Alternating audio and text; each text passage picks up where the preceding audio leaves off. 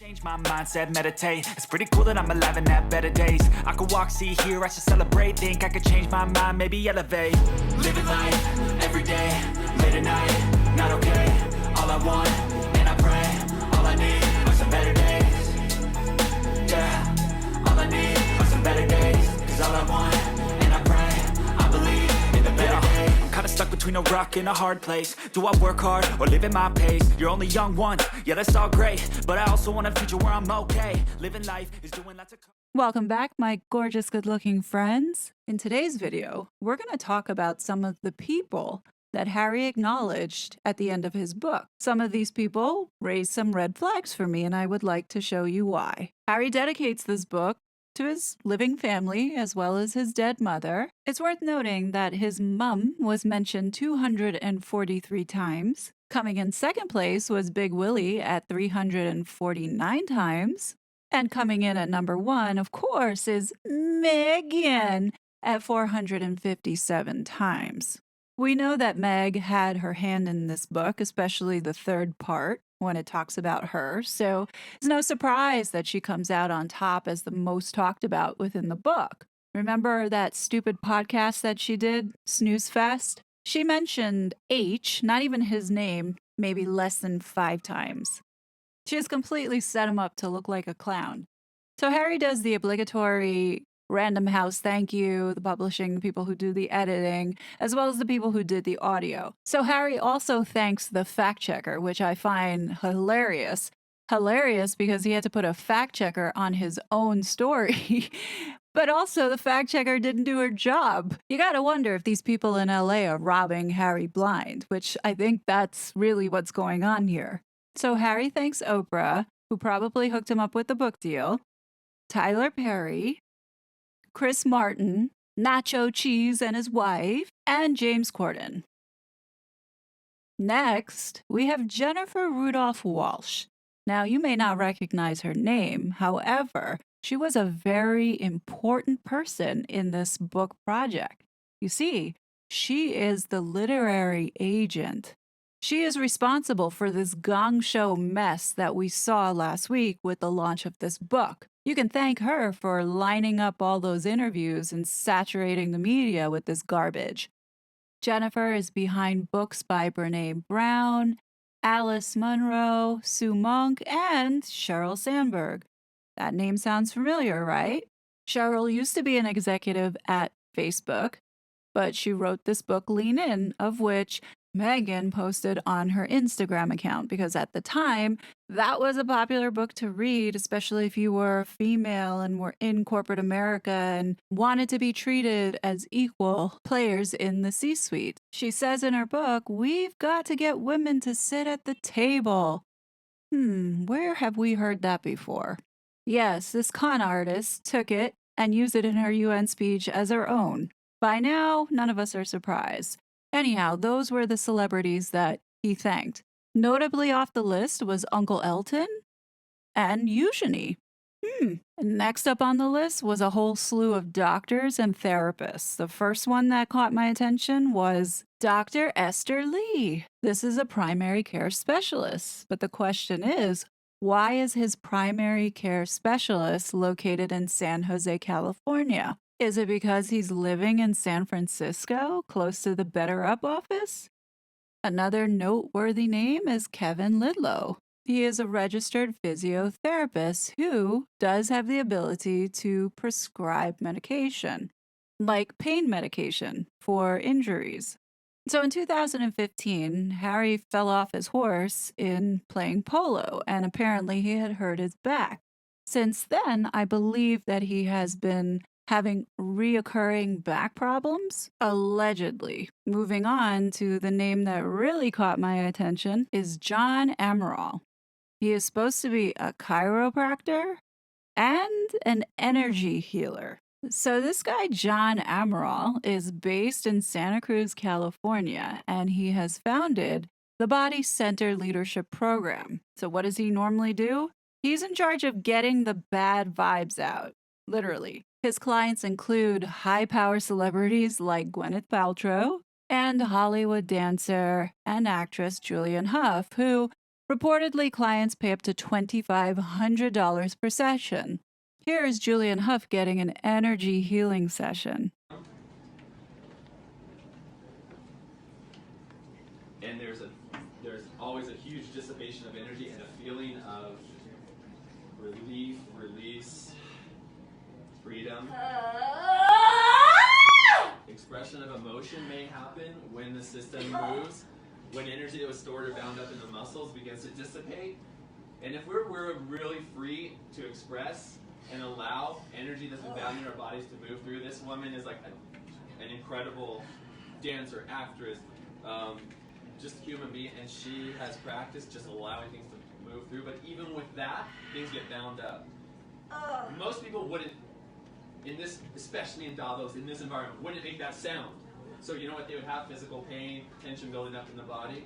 So we've just made it easier. Today's newspapers, apparently I'm trapped in the cult of psychotherapy. Harry, you need to come back to Jesus, is what you need to do. First, let's talk about the difference between cult and the occult.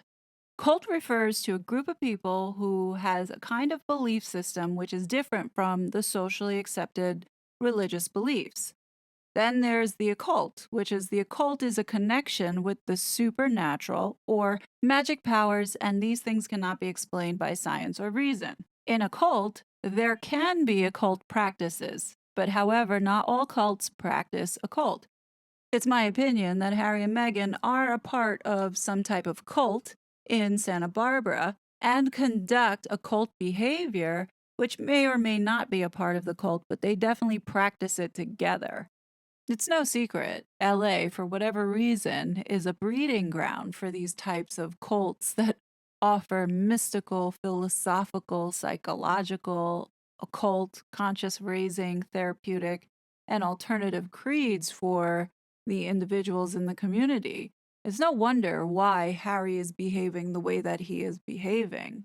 And from what I can tell, and observing these celebrities and these very wealthy individuals, is that they are part of a community that is where people in the actual community have a common trait, and that is searching for something better that's out there. They may not fall in line with the traditional religions like Christianity, Judaism, or other formal structure religions because they just didn't see it for them. And in some way, and I can see this with Meghan Markle, is that she has a tendency to strive to be this perfect being, which she's nowhere near close to it. What's interesting about some of these cult members in these groups is that there's a level of elitism, and it gives this separation, which we're seeing that they are socially isolated from people living in the outside world. And when you see these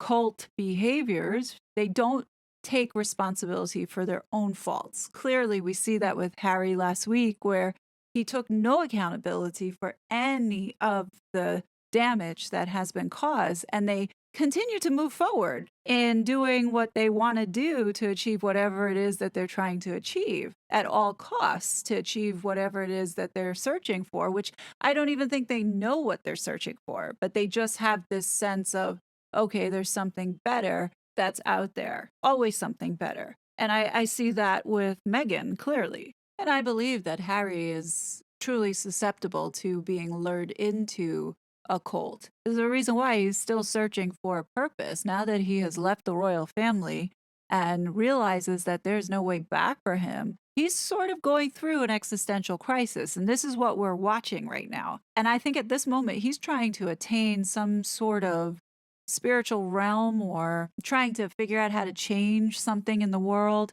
This is what cults do. They give someone a purpose in life who did not have their own strong goals. Like right now, it's obvious he's searching for some type of community or some type of comfort where there are people around him to take care of him, similar to when he was in the monarchy. It is clear as day that the people surrounding Harry are just taking advantage of him and exploiting him because, one, for clout, for money, but if all those things were not there, nobody would have anything to do with him. And this is the dirty world of the entertainment industry. One day you're it, the next day you're not.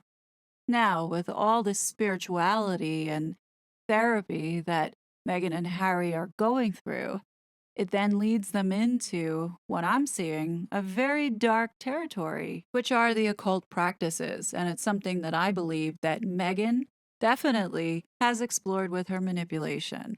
I'm not saying she's casting any spells, but she definitely does believe in good and evil energy. And you see it in all her jewelry. She wears this evil eye pendant to ward off any type of negative energy or evil spirit. What she fails to realize is that she is the evil energy and spirit. I'm surprised that that jewelry didn't combust and snap off of her immediately. I think Harry is more into the magic and occult stuff. That's because it's partly drug induced, it's partly influenced by the people surrounding him, like Meghan, and also having that experience in Africa. Now, Meghan, on the other hand, was a product of her environment. She was exposed to a community that had a non traditional mindset when it came to religion. In Tom Bower's book Revenge, he writes, compassion and spirituality were dominant characteristics in Meghan's early teenage years. In summer, she was sent by the school to the Agape International Spiritual Center. Early every day, guided by trans-denominational Christianity, students meditated and recited an Agape mantra, God is on my side. I think Thomas's biggest mistake he has made with Meghan was sending her to that Immaculate Heart Catholic school. And what the heck is trans-denominational Christianity? There's no such thing because according to the definition, a trans-denominational spirituality or religion includes the most life-affirming aspects of all religions while it yet also transcends religion as we currently know and define it.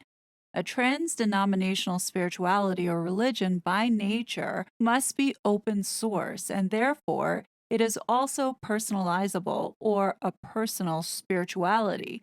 What? Shame on Immaculate Heart if they did indeed push or suggest that Meghan participate or spend time at the Agape Spiritual Center. Forget being progressive and being cool and hip with the trends. The core part of Christianity is Jesus Christ. So why would a Catholic school recommend this? Somehow, maybe, Tom Bower was wrong in this situation. But we do know that Meghan did go there with her mother, Doria, because Doria was a member, as well as Doria's bestie, Oprah Winfrey. So the founder, Michael Bernard Beckwith, started this in 1986, which was teaching and practicing this new thought, ageless wisdom. He then expanded it into this trans-denominational movement that had been growing in California. Many of you might remember that I think when Oprah had started her book club, this was one of the first books that she had really promoted and pushed out there. She had this guy on her show to talk about manifesting whatever you wanted. This became wildly successful, and they actually made a movie out of it. The Secret, the book, and the film combined grossed well over $300 million. And according to USA Today, as of 2020, The Secret has sold more than 35 million copies worldwide. Oprah showed the power of influence by promoting this book. But going back to the Agape Center, these principles that are being taught to its members almost appear cult-like.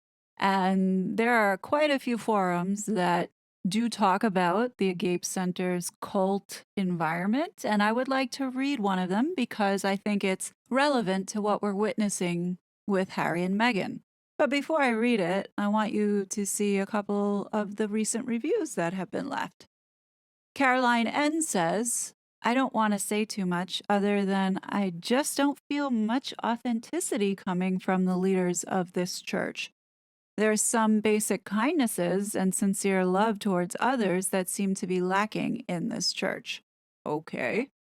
Scott M. says, my fiance and I were looking for a new church in our area, so we decided to try this place.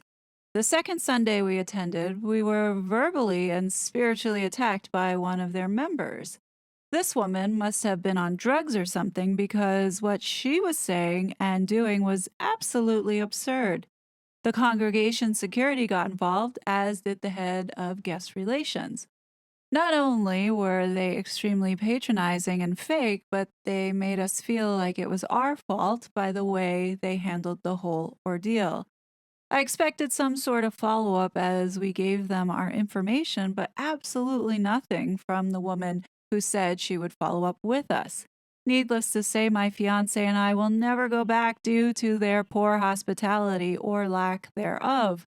I wouldn't recommend this place to anyone because of what a horrible experience we had. Fair enough. Then there's Lola C., and she puts a disclaimer. This is not a church, so beware if you're a newcomer. She goes on to describe the experience. So she starts by saying, then some guy started singing as if this was a live concert. Then some lady got on the podium and read some excerpts, which I think she meant excerpts, was promoting her spiritual book that was for sale. Then I guess the head speaker started speaking about how great we were and how we were loved. God was only mentioned once for the first 30 minutes we were there. Bible wasn't used, scriptures weren't quoted, there's no doctrine, no mention at all of Jesus. In fact, there was a couple in front of us making out during the service. This place is a joke, feels more like a cult than anything else. I told my husband to let's go smack dead during the middle of the service. There are plenty more reviews like this, but the one that I found on the forum was the most eye-opening. It says, one of the main reasons I stopped attending Agape services was I started noticing that as I was driving home, I would begin to feel deflated. I realized shortly thereafter that I had become addicted to the excitement. I mentioned this to some others, and they had noticed the same thing. Not having had substance abuse issues in the past, I then was informed through these conversations that many members of Agape were and are past addicts and alcoholics. The excitement addiction was something they can and do replace their former addictions with. In the short time I attended that church, during which I gave $20 a week and purchased books in the bookstore and took expensive classes, I saw and experienced many things which increasingly disturbed me. Agape employed many stressed out employees who were abusive to quote-unquote commoners, and they were never seemingly able to take a vacation, nor did they seem to want to, at least not publicly. I'm going to skip this paragraph and begin the next. What I found, there was spiritual materialism to the max, extreme narcissism, tentacles that reach far into the entertainment business in Los Angeles, power plays, and alliances and activities and agendas that ignore the many borderline personalities who arrive seeking true help, as well as the normal generalized population, pandering to celebrities and forming inner circles and friendships that exclude the common masses. If you're nobody, without talent or money or both, you can forget making a place for yourself in this church, except in the back corner or when you want to fork over dollars for what they are peddling to this day. Many megalomaniacal personalities around here, intermixed with the very impressive board of directors who seem to be very calm, rational, decent people. It gets better. One of the most disturbing things is the armchair psychology the classes adamantly preach against, but which is engaged in many practitioners there. If you had had a problem of any kind, you were doing it wrong or engaging in negative thinking. The typical New Age prattle for times when others experience life hardships, you created everything that is happening to you. No one else has any responsibility.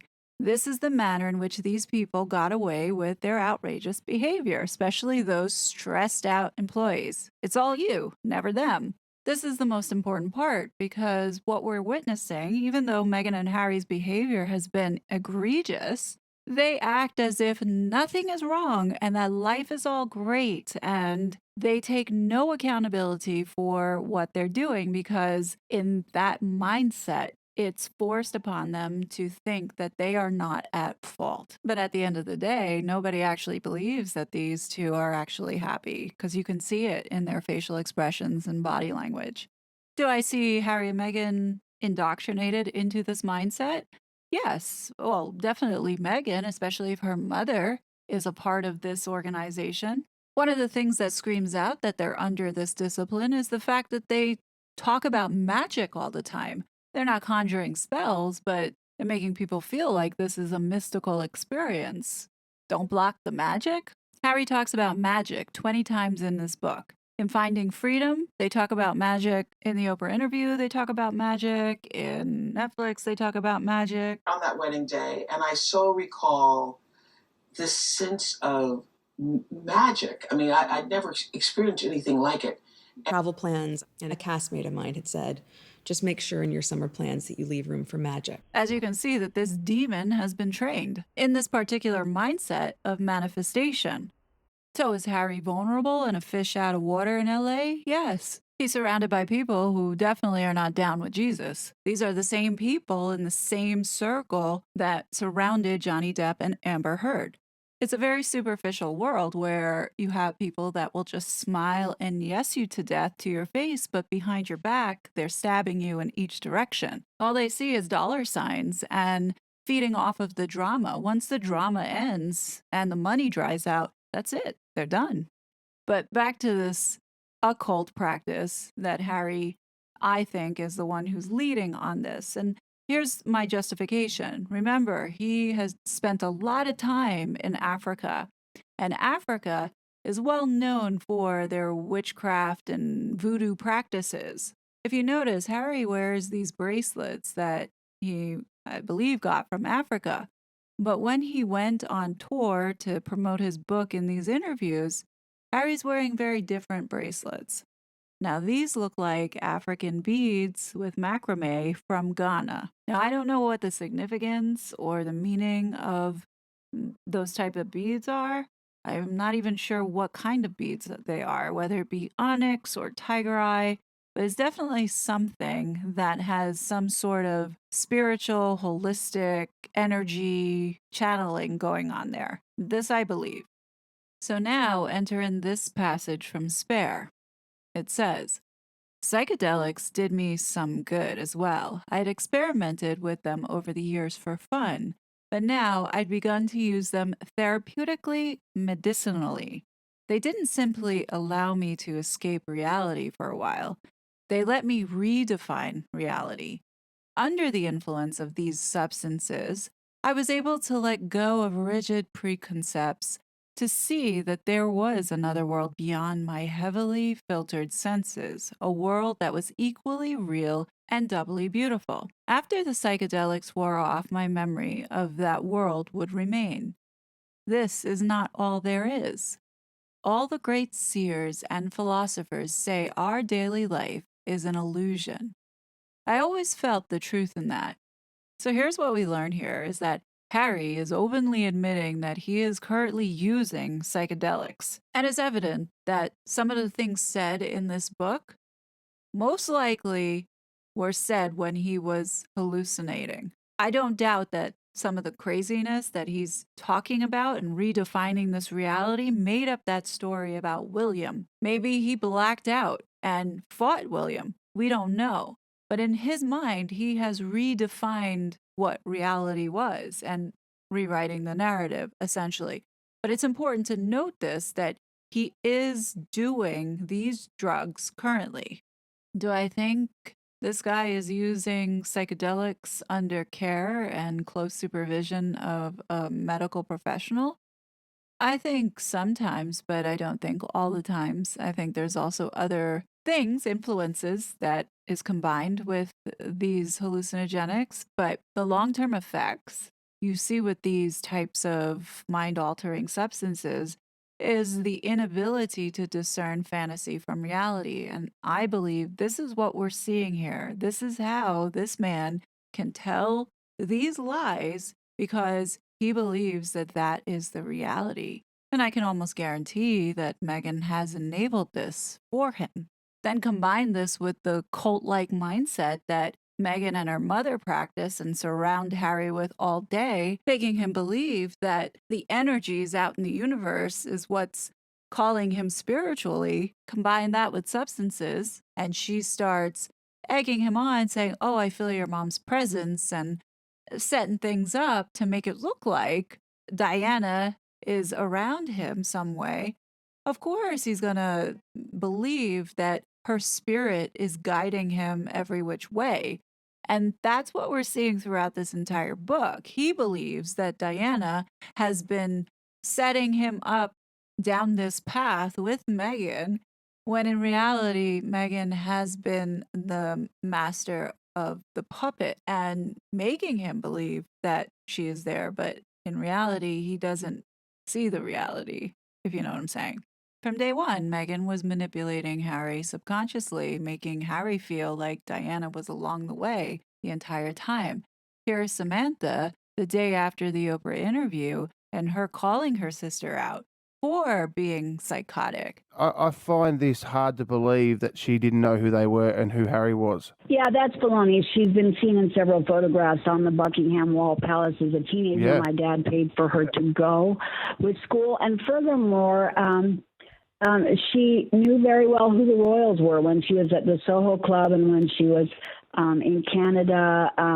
She went to great lengths to hook up with Piers Morgan and have her friend, I guess, Misha Nunu, introduce her to a wealthy British man. It's kind of clear that she was strategizing to get close to Harry.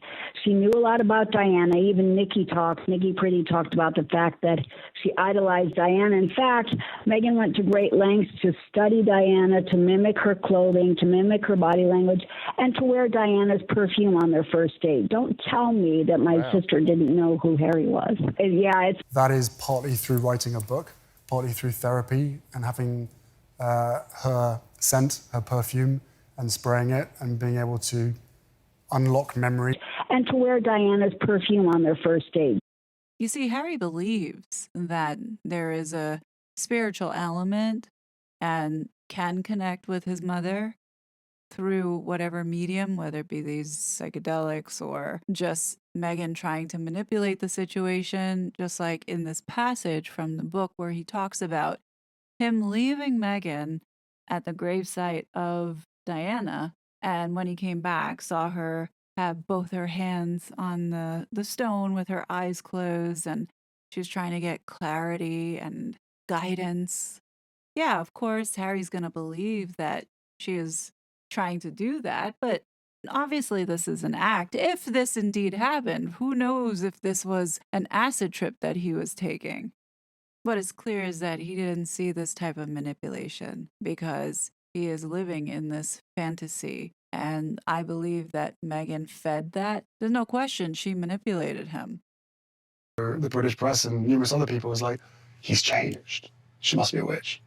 Honestly, I think Harry is the witch or sorcerer. He's the one who wants to conjure up Diana's spirit. I mean, he talks about keeping a lock of his mother's hair by his bedstand. Like, that's weird. There's also the incident that he talks about with the psychic medium where he claims that he felt Diana's spirit around him and that she was the one that broke the ornament. Harry is definitely into this supernatural stuff and trying to manifest and harness her energy. Quite a lot recently in these in different interviews that I've been doing that I've really felt the presence of my mum, especially in the last couple of years. And I detail in the book my brother and I talking at her grave and how he felt as though she had been with him for a long period of time and helped set him up with life, and that he felt she was now moving over to me. And I have felt her more in the last 2 years than I have in the last 30. The hardest bits, which I realized pretty quickly, was the moment that I started doing therapy. It's like we started speaking a different language. It just became very, very different. Yeah, they couldn't understand me, and I was doing my best to try and encourage them to healing. No, Harry, your family knows you are sleeping with the devil. Your family is quite happy with Jesus, okay? Leave them alone. And the last piece of evidence that I'd like to bring up showing that Harry really does believe in conjuring these spirits is his constant talk about hummingbirds. In the Netflix documentary, he mentions these hummingbirds, and then also in the book, he talks in depth about these hummingbirds and their spiritual properties that they possess. Now, I don't know if there's any coincidence to this, but Catherine wore the Queen's hummingbird brooch when she left Jamaica. So the Queen was gifted this brooch in her last visit to Jamaica in 2002. And why this is so special is that this hummingbird is a unique hummingbird that can only be found in Jamaica. The doctor bird, or swallowtail hummingbird, has been immortalized in Jamaican folklore and song. In Jamaica, there is a superstition with this bird because they believe that this bird had magical powers. They call it the god bird, believing it was the reincarnation of dead souls.